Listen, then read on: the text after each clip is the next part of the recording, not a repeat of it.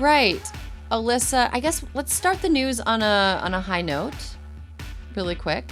Our interview that we have today, I think goodness. Yes. When our listeners hear it, they're going to feel really good. They're going to feel better than they felt at the beginning. So to start on a high note, we've got a really fun, positive guest, and we've got a really fun, positive conversation coming up. So we're going to get through the news, which is not always fun and positive, but we're going to get through it anyway. So on Tuesday, 17 House Democrats were detained at an abortion rights rally outside of the Supreme Court. They were protesting Roe v. Wade being overturned, and they were arrested by U.S. Capitol Police after they failed to follow 3 warnings to stop blocking a street in D.C. So they were participating in unauthorized protests. The 17 Democrats, I'm going to just say a few of them have been Hysteria guests before. Yes. And I'm just gonna throw a little shine at them. Corey Bush, former Hysteria guest, Ayanna Pressley, Madeline Dean. Yes, love her. Pennsylvania's finest. I don't know. I'm shouting out Pennsylvania a lot today. I feeling it's a big day. It's a big day for Pennsylvania. Keystone State. Yep. Ilhan Omar was there, and she also was detained. There was also 2 Michigan reps, Andy Levin and Rashida Tlaib, who haven't been on Hysteria but would be welcome to. Andy Levin, notably, is a man, but was the only man arrested among the protesters, and so he's one of us. He's allowed. He is. He's allowed. That's true. Alyssa, what did you make of the demonstration and the arrests? I mean, good for them. You know, anything that keeps the spotlight on the issue is good. I'm not sure how much it moves the needle, you know, for the people whose minds need to be changed. But I think that it was Carolyn Maloney who said, there is no democracy if women do not have control over their own bodies and decisions about their health, including reproductive care. Truer statement never spoken. So I would expand and make that that comment. She's right, but I think it's even bigger than people having control over their own bodies. It's about people having control over their families. Even people that are not, can't get pregnant, aren't the ones reproducing. Like if you are somebody who is, if you're a guy married to a woman, this is something that impacts you. If you are people that where you're married to somebody who could get pregnant and you're having sex that could get somebody pregnant, like this is something that impacts you. It's much bigger than elective abortion. Right. It's much bigger than just it's much bigger than a person choosing to end an unplanned or unwanted pregnancy. It's about accessing reproductive health care for wanted pregnancies and for things that can happen to people regardless of, whether or not they're trying to have children. So I think that that's something that we are now starting to talk about, and I've noticed a kind of weaselly attempt to back out by anti-choice people to back away from what they have done means, and we can't let them back away. Like banning abortion means that people who are sexual assault survivors could be of any age could be forced to carry a pregnancy to term. That's what that means. It also means that there are people, I think a couple stories this week, where women who had ectopic pregnancies could not get abortions that they needed, even though the embryo fetus was not viable because it was outside the womb. Doctors were refusing them care, and they could have died. That is like the bottom line. Yeah, and also, we talk about miscarriage care. People who are carrying wanted pregnancies and miscarry those pregnancies need abortion care in order to heal. Yes. That's part of the process of being treated for that condition in a lot of cases. And it is horrible, cruel, and inhumane for laws to make it more difficult for those people to access the care that they need. So that's something, those are the laws that are on the books. Those are what the bans do. That is in it. And I had a conversation with a friend of mine who is in Illinois. Mm-hmm. And she's very smart. She's a lawyer. She works for, a law firm. And her boss did not understand that abortion bans impact miscarriage care. Like, Whoa. I think there are a lot of people still that don't understand, like, or in denial because they've never really had to. Right. Or they don't understand that what abortion is the procedure that ends a pregnancy. Right. And it doesn't matter why you want it to end, whether or not you want it to end the pregnancy or not. It's a procedure that ends a pregnancy. And that's something that, like, I don't think people have grappled with. And, hospitals and doctors are really afraid of getting sued. So if there's any law at all that could, like, open them up to legal jeopardy, they're not going to even try to play with it, Like, they're not being sued in a lot of cases is more important to them than doing what's right by their patients.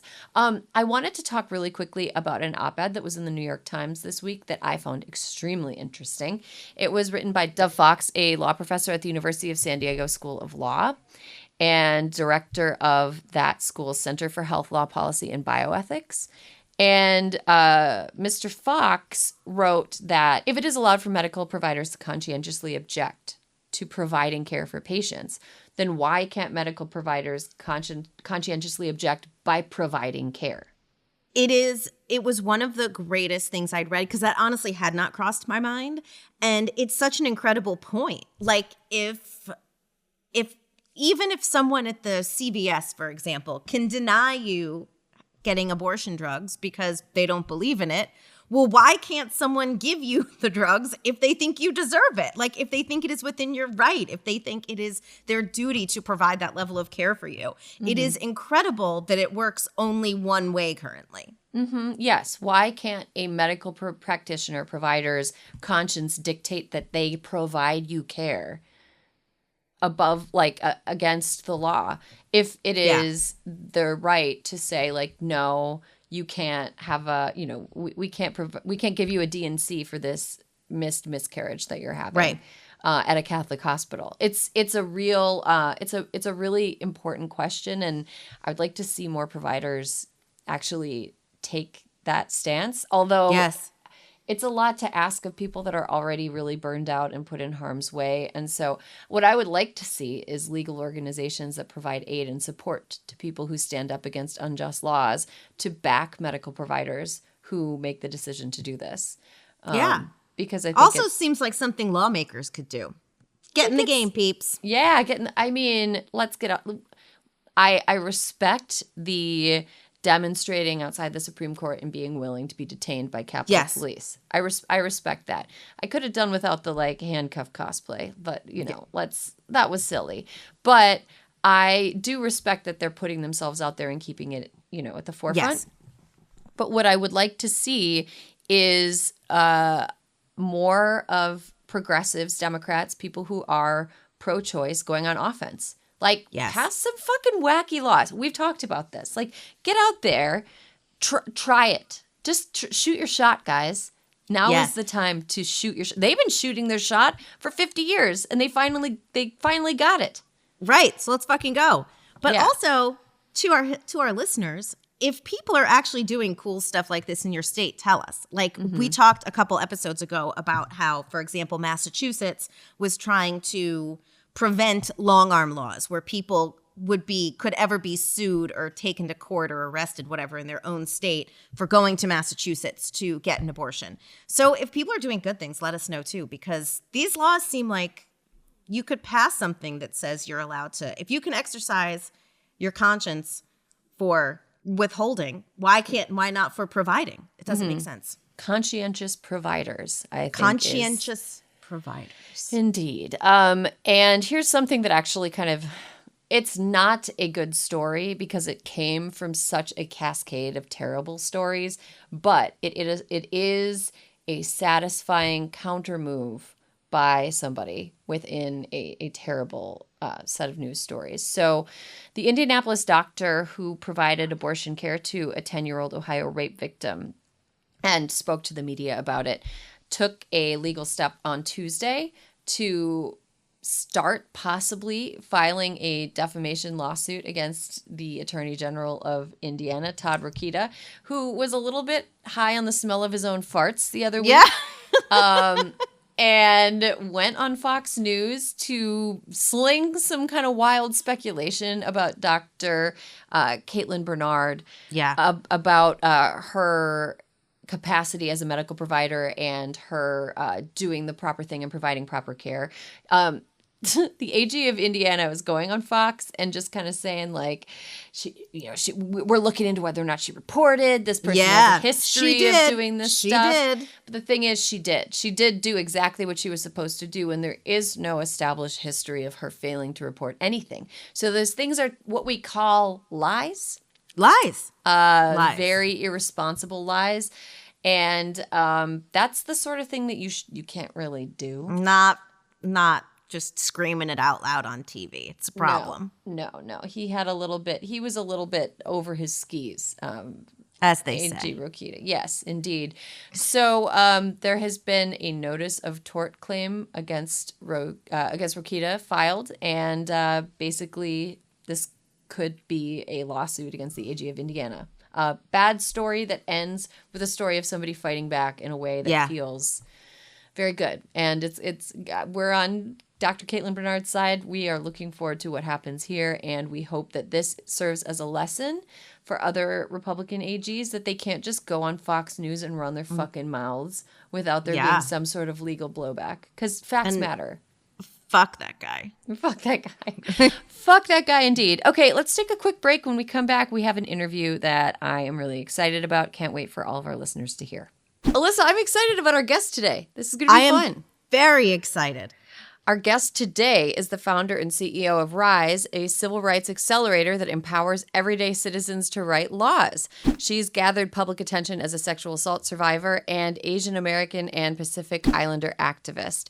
She's also a 2019 Nobel Peace Prize nominee. What? Yeah, and a former Forbes 30 Under 30 honoree. Welcome to Hysteria, Amanda Nguyen. Hello. Thanks for having me. Amanda, before we get into the questions, we need to talk about the fact that you're 31 years old, so you're out of 30 under 30 range. Like, you've graduated. Bummer. You know what? Yes, I am out of it. Aim for the 40 under 40 lists, or once you hit 40 over 40, but I'm sure there'll be like new lists for you to make as you as you age into them. But you also graduated from Harvard with a focus on national security and astrophysics.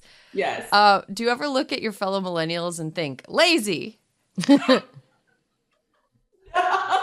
No, I mean, I just did things because I like it. And I think we're multitudes. You know, everybody wants like one label. What are you? You know? So I'm like, I don't know. I'm just whatever I feel like that day.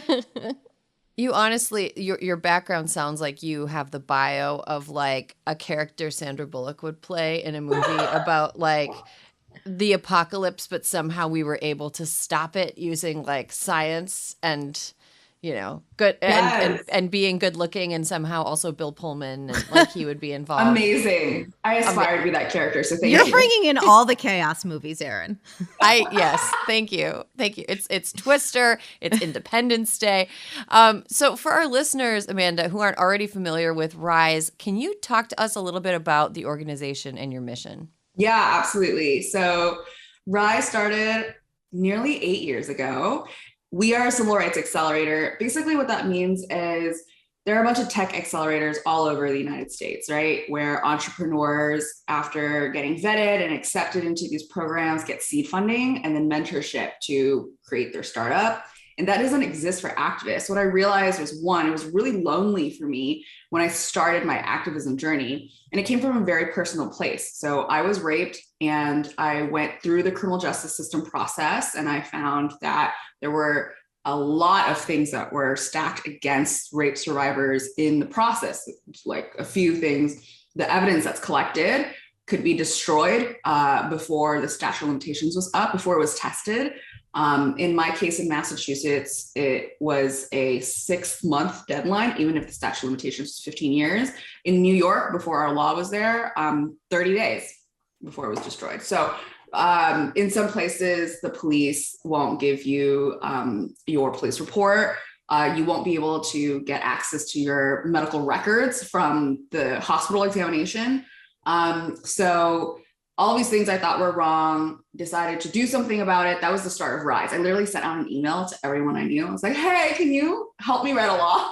And That's how RISE started. And then we ended up we've passed 55 laws now. 55 Wow. Yeah. But we also realized that there were so many people with different issues who want to write, laws, want to be part of the legislative process, but just literally didn't know where to start. So that's what we do at RISE. We train people how to pen their own rights into existence. And we give them seed funding. Cool. Okay, Amanda, you just said that you guys have passed or changed 55 laws. Yeah. How do you do that in this clusterfuck of a legislative system? Yeah. A lot of meditation, a lot of screaming into a pillow. These are all real things. Gosh, like what we did was we, teach people the rules that people don't know about. So for instance, like basics, right? What committee is your bill going to be assigned to? And who are the gatekeepers? Who is the agenda setter, right? Instead of targeting the entire Congress, let's target very, with surgical precision, who the levers of decision makers are so that your bill can go through. And the 55 laws are also on the state level. So, there's, we do both state and federal work, but it's helping people navigate that, because so often I've seen different activists just reinvent the wheel. There's also, real talk, a lot of negative turf energy within the activism community. It's very zero sum, and it doesn't have to be that way. Our liberation is bound together. And so one thing that we really emphasize within RISE is this community building aspect. I'm working on this for my community, you're working on this for your community, but we can do this together and strengthen both of our communities. What went into developing your Hopeonomics curriculum? Well, y'all really did your research. Honestly, I wanted to find a way to make it less intimidating for activists to, from the beginning of the process of penning a law, feel like they can actually do it. So Hopeonomics is both gamification of the legislative process and national security theory. I basically pulled from Graham Allison's theory of how to deal with dictators and just applied it to politicians, because that's a different. So that's that part. But Hopeonomics is our theory teaching activists not what to think, but how to play the game. And what we do with the legislative process is we break it down into different levels, right? Like when you're playing a game, there are a couple aspects. One, there's a very quick return of investment of your energy, like +1 life, +1 strength, like ding, ding, ding. So like, how do you get people to still be invested without having burnout? By breaking it down into different sections. You also, in games, never meet like the big final boss. You skills build along the way. And so for us, level 1 is just like talking to your first representative, all the way up to like level 6, which is like you've passed out of a chamber, you've passed out of the Senate, so like you level up along the way. And it's really amazing because at the end, you win your game by having the governor or the president sign your bill into law. And there are all of these amazing, we call them risers affectionately, all these amazing risers who are standing at the bill signing ceremony. They're looking over, the executive person who's signing it. They've won their game. And so at that point, when they finish their game, they're given a choice to return to RISE, to return to the game as a coach, to now be paired with a new organizer that goes along the game. So that's how we build community too. Wow. Very cool. You've been working to champion a United Nations resolution that seeks to enshrine access to justice for sexual assault survivors worldwide. What are some of the components of that resolution, and how would it impact the everyday run-of-the-mill person who has survived? We're literally talking right now as the United Nations is calling my team, and it's been 6-7 years up to this point. Look, I thought that Congress was hard. Wow, 193 member states. That's difficult, and we're so close. So this United Nations General Assembly resolution is born out of the first law that we passed. So when President Obama signed the Sexual Assault Survivor Bill of Rights, we heard from over 1 million people from around the world. They wrote in saying, I'm a survivor. This really resonates with me, or, we've been working on this in my country, we'd love to team up together. And the effort was created for this universal survivor Bill of Rights because of the need at the time. The world is going through a moment of reckoning, right? And the United Nations General Assembly has never passed a resolution that recognizes rape in peacetime. That's essentially what this is. So much of the resolution text that has been negotiated over is literally different member states just fighting for their mention to be recognized for their work in it. So, in terms of the teeth of the resolution, it is literally fighting for the most bare bones basic thing, which is recognize our rapes. In particular, the reason why this whole effort started was one survivor reached out. She's now our lead, campaigner. And her story is something that she's talked about publicly. She wants to be shared. So she's an American citizen that was raped in Japan by somebody from a third country. And because universal jurisdiction doesn't exist, and because there's no standard operating procedure for this, all governments said, sorry, there's nothing we can do, right? And so it's not only about, yes, recognizing that our rapes matter, but it's also these situations where these horrific things happen and we are falling through the cracks. So hopefully when this passes in the next couple of days, for the first time on the world stage, rape survivors will be recognized. And, we wrote in the resolution for this to be a recurring one. So my goal is, just as other world leaders are talking about different hot button issues all the time, you see world leaders now talk all about, climate change. And that wasn't true like 20 years ago, right? Those are my role models, the people, activists who have worked for that point.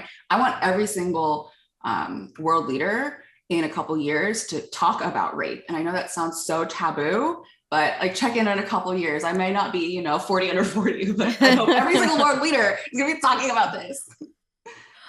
Amanda, you've talked about how change is incremental, but also how you are a pathological optimist. Do you get impatient? How do you maintain all that hope and drive? Yeah. Certainly there are days which feels like a garbage dumpster fire, and I hold on very tightly to what gives me hope. And those are our organizers, our risers that show up every day, organize.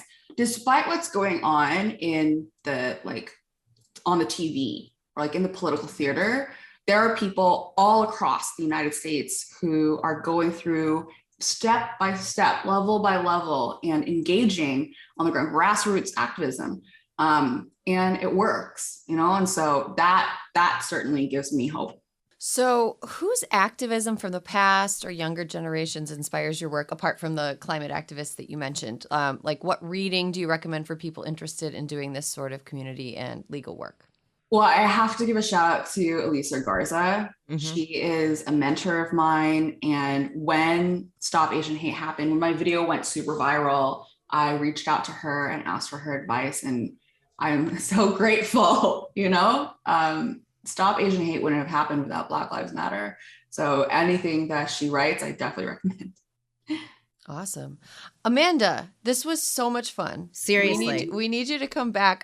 Your energy is infectious. I feel as though I'm going to get up and run through a wall like a Kool-Aid man of positivity.